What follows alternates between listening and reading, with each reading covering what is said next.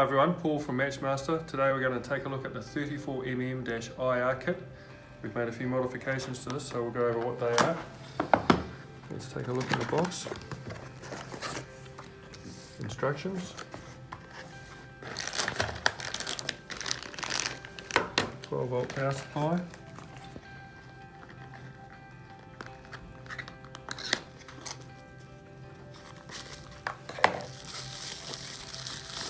This is the connecting block. We put an RJ45 connection in both sides. One's transmitting and one's receive, and that's the big change. We've still retained the block for hard wiring the IR receiver, and we've got the 3 emitter ports here for our dual emitters. Emitter shields, RJ45 joiner, you get that out.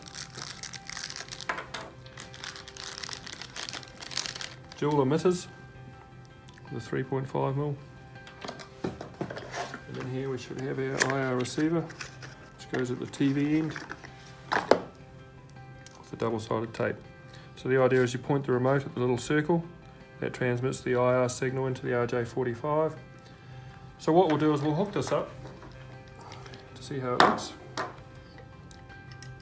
Power straight in the side.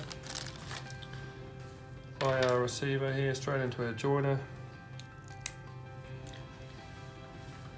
If you're in the bedroom, into the Cat 5, in the back of the TV, across the house, into the equipment area, and straight into the RX.